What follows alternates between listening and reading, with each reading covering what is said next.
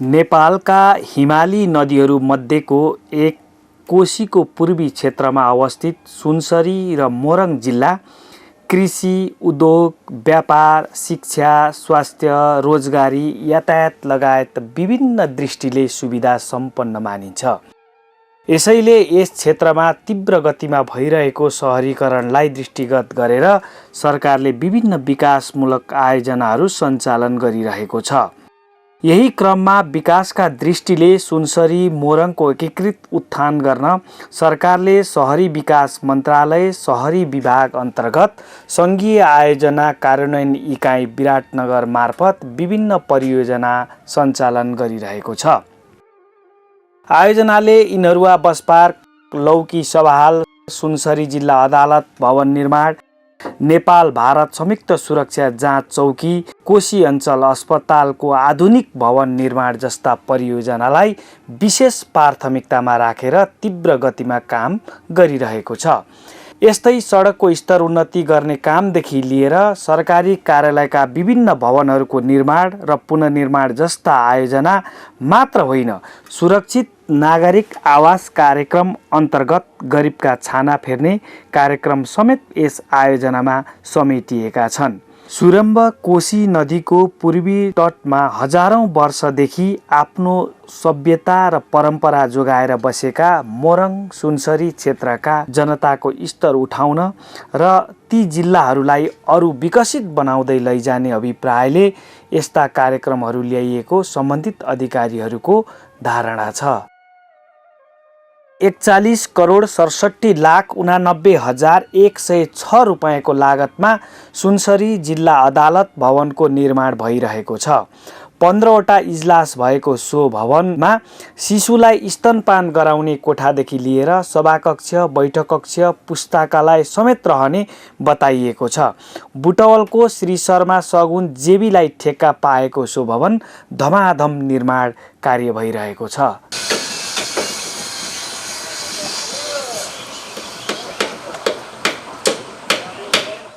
सुनसरी जिल्ला अदालत जो कि प्राविधिक सहयोग हाम्रोबाट छ र उहाँहरूको आर्थिक रूपले सबै भुक्तानी सबै अदालतबाट हुने रहेछन्।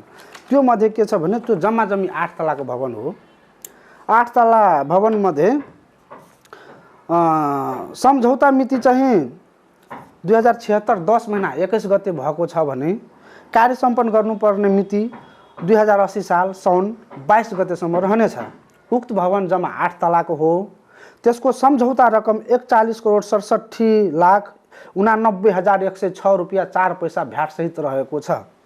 त्यो मध्ये चाहिँ विभिन्न किसिमका चाहिँ त्यो संरचनाभित्र परेका छन्, जस्तै कि ब्रेस्ट फिडिङ रुम, कन्फरेन्स हल, मिटिङ रुम, लाइब्रेरी जस्ता चाहिँ थुप्रो किसिमका अत्याधुनिक किसिमका भवन जो हाम्रो भवन विभागबाट डिजाइन भइवरी स्वीकृत भइवरी अहिले निर्माण चरणमा रहेको छ।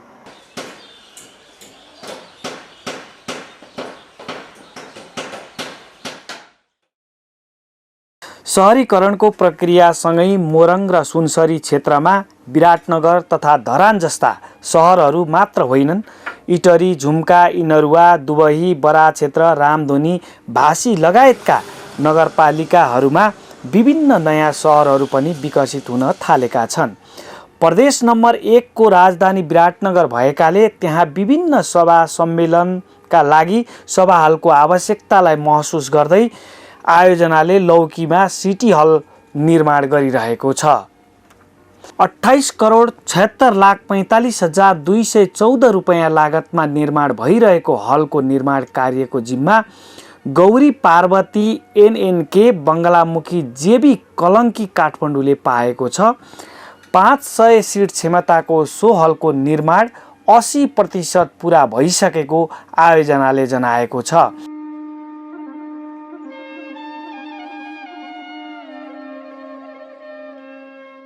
कोशी सभाहाल जो सुनसरी जिल्ला कोशी गाउँपालिका स्थित लौकीमा 500 क्षमताको सभाहाल बन्न गइरहेको छ, जसको चाहिँ सम्झौता मिति 76 साल 3 महिना 4 गते भइसकेको छ, जो 78 साल 3 महिनामा सम्पन्न गर्नुपर्नेमा विभिन्न कारणवश अहिले चाहिँ म्याद थप भएर यही 78 साल चैत मसान्तसम्म म्याद रहेको छ र त्यो समयमै सम्पन्न हुने भन्ने हाम्रो धारणा छ र सम्पन्न पनि हुन्छ, जसको चाहिँ सम्झौता रकम 28,76,45,214 रुपियाँ 98 पैसा मुकर बाहेक रहेको छ। अहिले लगभग हाम्रो स्ट्रक्चरको काम सबै सम्पन्न भइसकेको र अब फिनिसिङको काममा रहेको छ।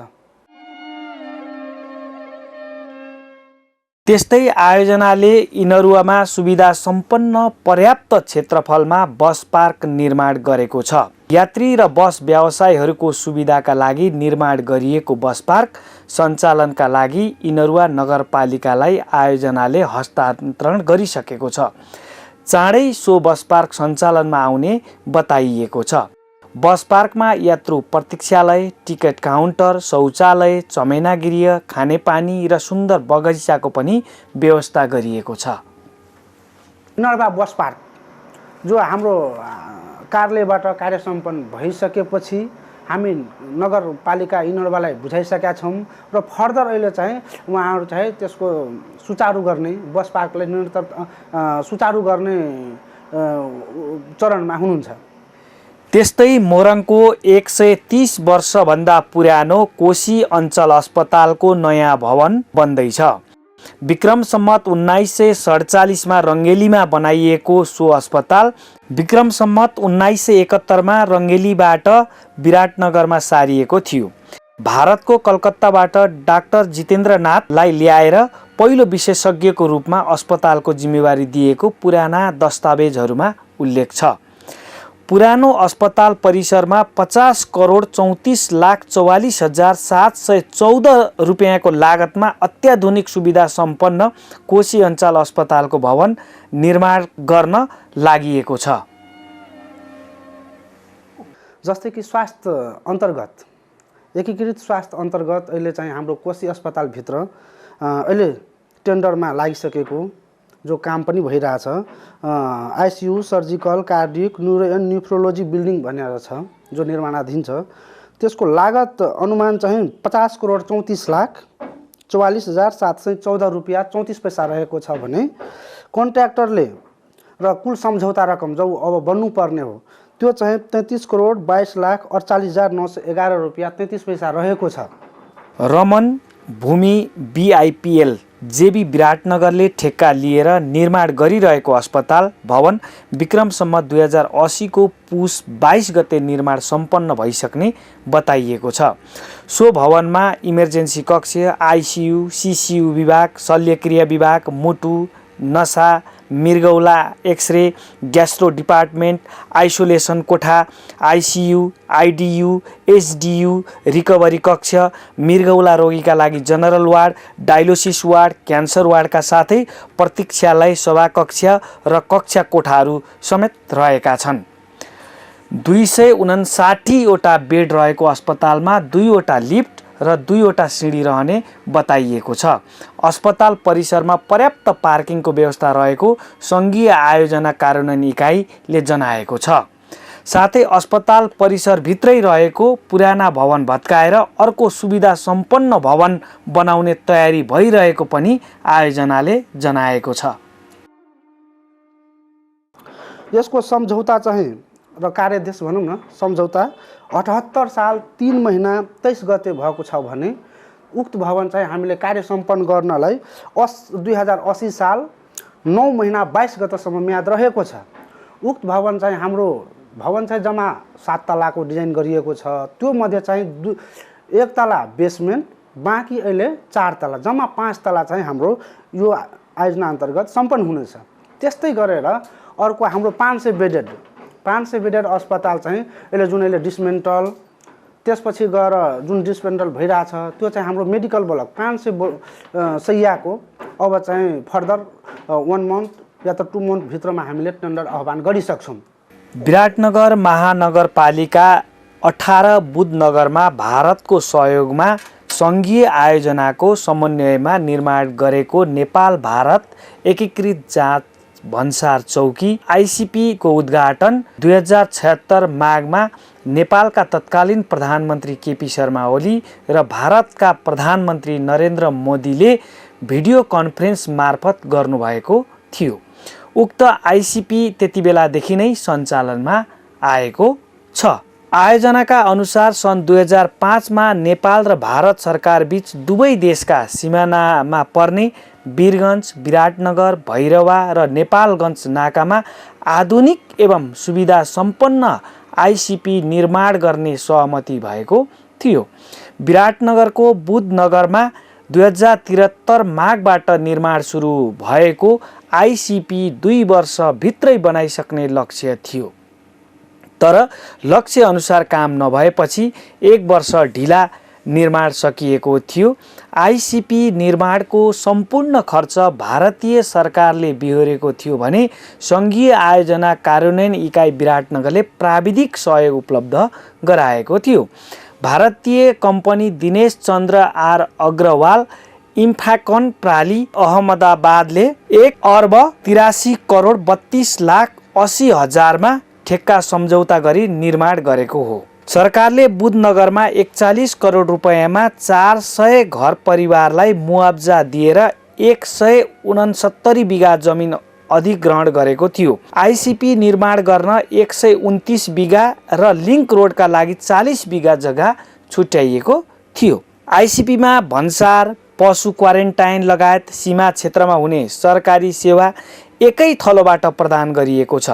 आइसिपी हाताभित्र 5 वटा ठुला गोदाम, 2 वटा ठुलो सेड कार्यालय, सञ्चालन भवन, भन्सार कार्यालयको भवन, कर्मचारी आवास भवन, उपचार केन्द्र, खाजा तथा खानाघर, बैंक तथा वित्तीय संस्थाको भवन, सुरक्षाकर्मीको भवन, पर्खाल, आइसिपीमा सवारी साधन प्रवेश तथा निकास हुने कालोपत्रे, सडक लगायत भौतिक संरचना बनेका छन्। विराटनगरको रानी भन्सार कार्यालय बुधनगरमा स्थानान्तरण गरिएको छ। यो शहरी विकास मन्त्रालय अन्तर्गत यो हाम्रो सङ्घीय आयोजना कार्यान्वयन इकाइ विराटनगर पर्दछ र यस आयोजना अन्तर्गत 2टा जिल्ला हामीले हेर्नुपर्छ, सुनसरी र मोरङ। र सुनसरी र मोरङमा खास गरी शहरी विकासबाट विगतमा धेरै कामहरू, पूर्वाधारका कामहरू भएका छन्। जस्तै मोरङमा, विराटनगरमा जति यो सडकहरू हेर्नुहुन्छ अहिले, त्यो सबै एडिबीको सहयोगमा, एसियाली विकास बैङ्कको सहयोगमा प्राप्त ऋण र अनुदानबाट यो सबै बनेको छ। त्यस्तै यहाँका विराटनगरका अन्य आयोजनाहरूमा जस्तै आइसिपी एकीकृत चौकी, भन्सार चौकी निर्माण भएको छ र त्यसले यहाँको जनताहरूमा पहिले जस्तै इन्डियाबाट आउने गाडीहरू लाम लागेर बस्थ्यो, अब त्यसलाई चाहिँ एकदम क्विक त्यहाँबाट आउटलेटसम्म पुर्याउने र त्यहाँको प्रक्रियाहरूलाई सहजीकरण गर्ने हिसाबले भारत सरकारको सहयोगमा त्यो प्रोजेक्ट बनेको छ। त्यसमा विगतमा धेरै जग्गालाई मुआब्जा दिने लगायतका अन्य धेरै समस्याहरू थिए। ती सबै समस्यालाई निराकरण गरेर हाम्रो अफिसबाट, हाम्रो यो कार्यालयबाट त्यसलाई चाहिँ प्रोजेक्ट पुरा गरेर अहिले हस्तान्तरण भइसकेको छ र अब चाहिँ यो रेल लिङ्क पनि त्यहाँ जोडिँदैछ। त्यसले गर्दा मालहरू अब डाइरेक्ट त्यहाँ डिपोमा जान्छ र त्यहाँबाट भित्र क्लियरेन्स गर्नुपर्ने तिनीहरूको जे प्रोसेस छ त्यो अनलाइन सबै गरेर चाँडै त्यहाँबाट एक्जिट हुने हिसाबले त्यो प्रक्रिया चाहिँ सुरु हुन्छ। त्यसले चाहिँ जनतालाई प्रत्यक्ष रूपमा यहाँ विदेशबाट आउने माल सामानहरूलाई सहजीकरण हुनाले प्रत्यक्ष रूपमा जनताहरू लाभान्वित हुनेछ। त्यस्तै यहाँका अर्को प्रोजेक्ट भनेको हाम्रो यो अञ्चल अस्पताल, कोसीको अस्पतालभित्र अब अहिले चाहिँ संरचनाहरू लथालिङ्ग छ। त्यहाँ यो पहिलादेखि नै जसले दाताहरू आयो, कुनै एउटा भवन बनाइदियो, फेरि अर्को दाता आयो, अर्को भवन बनाइदियो, त्यसको दिगोपना नहेरिकन 1 तल्ले 2 तल्ले भवनहरू बनेका छन्। त्यसले अहिले जुन सर्भिस प्रोभाइड गरिराखेको छ त्यो चाहिँ सफिसियन्ट छैन। यो पूर्वाञ्चलभरिकै, पूर्वाञ्चल र मध्यमाञ्चलको पनि सर्भिस दिने यो अस्पतालले अहिले जुन संरचनाहरू छ त्यसले सफिसियन्ट सर्भिस दिन सकेका छैन। त्यसले गर्दा जनताहरूलाई महँगोमा प्राइभेटमा गएर उपचार गराउनु पर्ने, त्यसपछि प्राइभेटमा जाँदा अनेक समस्याहरू झेल्नु पर्ने त्यो समस्याहरू छ। ती सबैलाई ध्यानमा राखेर त्यो अस्पताल कोशी अस्पतालको मास्टर प्लान बनाइएको छ। मास्टर प्लानमा त्यहाँ बन्ने इमर्जेन्सी ब्लक, आइसियु ब्लक लगायतको एउटा संरचना बन्ने क्रममा छ। त्यो त्यहाँ चाहिँ जाँदाखेरि अहिले प्रत्यक्ष रूपमा देखिन्छ। अर्को चाहिँ 400 करोडको लागतमा अर्को मेन बिल्डिङ बन्दैछ, त्यसमा 8 तल्लाको बिल्डिङ बन्ने छ र त्यो अरू जुन संरचनामा सञ्चालन जस्तै पेडियाट्रिकको छुट्टै सञ्चालन छ, अब त्यो पनि त्यही भवनभित्र आउँछ। अर्को जुन एमसिएच भन्छ मातृ स्वास्थ्य, त्यो पनि अब त्यही भवनभित्र आउँछ।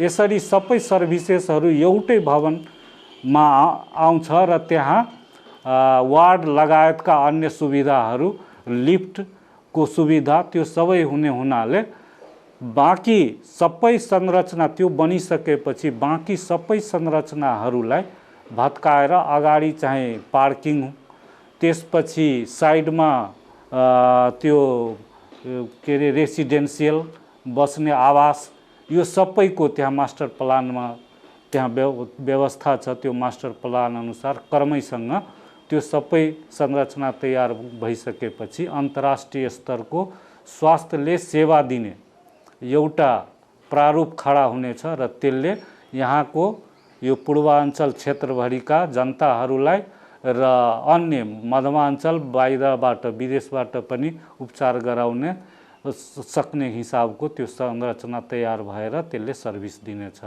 यसरी हामीले जनतालाई स्वास्थ्यसँग स्वास्थ्यमा डाइरेक्ट एक्सेस हुने गरी डाइरेक्ट त्यहाँ उहाँ स्वास्थ्यको समस्यालाई निराकरण हुने हिसाबले त्यहाँबाट सर्भिसहरू प्रदान हुनेछ। त्यस्तै हाम्रो यो विराटनगर बाहेकका अन्य कार्यक्रमहरू जस्तै उर्लाबारी नगरपालिकामा सन्थाल बस्तीहरूको लागि एउटा एकीकृत पूर्वाधार विकास आयोजना अन्तर्गत सन्थाल बस्ती निर्माणको लागि योजना स्वीकृत भइसकेको छ। त्यसको सम्झौता पनि भइसकेर अब काम अगाडि हुने चरणमा छ।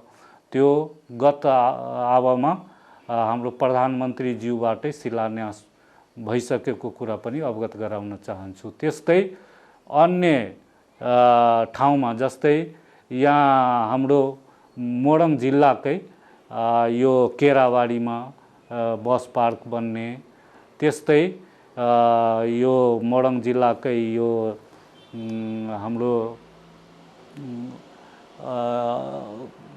यता दक्षिण यो बोर्डर छेउमा एउटा बजार छ।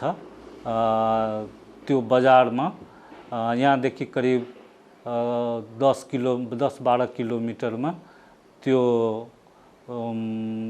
यो बोर्डर छेउको त्यो बजारमा पनि नयाँ सहर अन्तर्गत त्यहाँ पनि रङ्गेली नयाँ सहर भनेर नामकरण गरिएको छ र त्यो नयाँ सहरमा पूर्वाधार लगायतका अन्य कार्यक्रमहरू पनि त्यहाँ सञ्चालन छ र त्यसले गर्दा रङ्गेलीको भोलि गएर त्यहाँ हाट बजार, सडक, ढल लगायतका संरचना बनेपछि त्यो पनि नयाँ रूपको एउटा नयाँ सहरको रूपमा विकसित हुनेछ।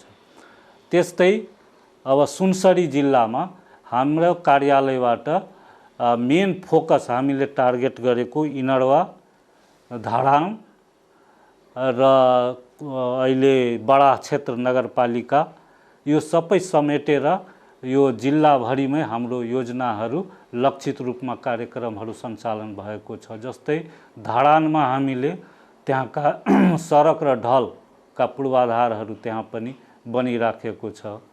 त्यस्तै इनडवामा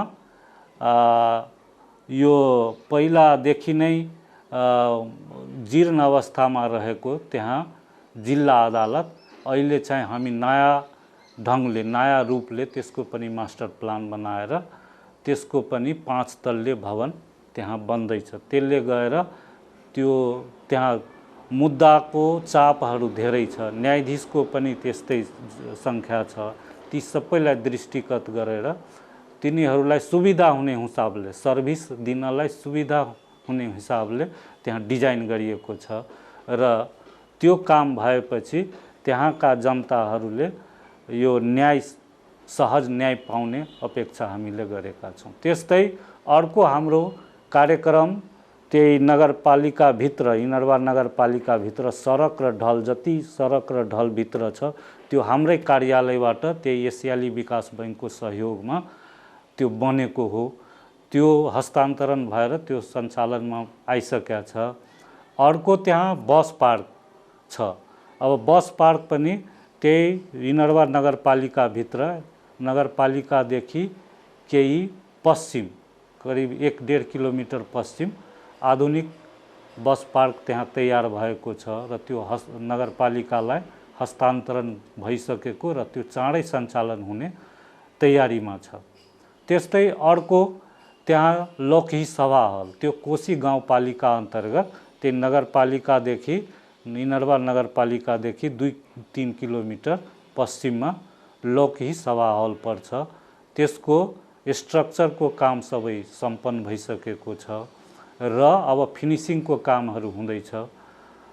3-4 महिनाभित्रमा त्यो पनि काम सबै सकाएर हामीले हस्तान्तरण गर्नेछौँ र त्यसले त्यो हाम्रो यो पूर्वाञ्चल क्षेत्रमै, पूर्वाञ्चलको जुन प्रदेशहरूको सभा सम्मेलनको लागि त्यो उपयुक्त, भोलि गएर उपयुक्त ठाउँ हुनेछ र त्यसले प्रदेशको लागि एउटा नमुना सभा हल बन्ने कुरा म यहाँहरूलाई जानकारी गराउन चाहन्छु। त्यस्तै त्यसको अलावा यो रामधुनी नगरपालिकाबाट हालै शिलान्यास भएर त्यो रामधुनी नगरपालिकाबाट होलीसम्म, बडा क्षेत्रको, बडा नगरपालिकाको होलीसम्म त्यो सडक को हामीले यसैपालि सम्झौता गरेका छौँ। त्यो काम पनि सुरु भइसकेको छ र त्यसले यो रामधुनी हुँदै होलीसम्मको सडक बन्यो भने त्यहाँ दर्शनार्थीहरू, त्यहाँ बडा क्षेत्रमा जाने दर्शनार्थीहरूको लागि त्यो छोटो पहुँच, एक्सेस रोड बन्नेछ र त्यसले त्यहाँ त्यो भेगको जनतालाई र अन्य बडा क्षेत्रमा मेला भर्न आउने दर्शनार्थीहरूलाई सुविधा हुनेछ भन्ने कुरा म जानकारी गराउन चाहन्छु।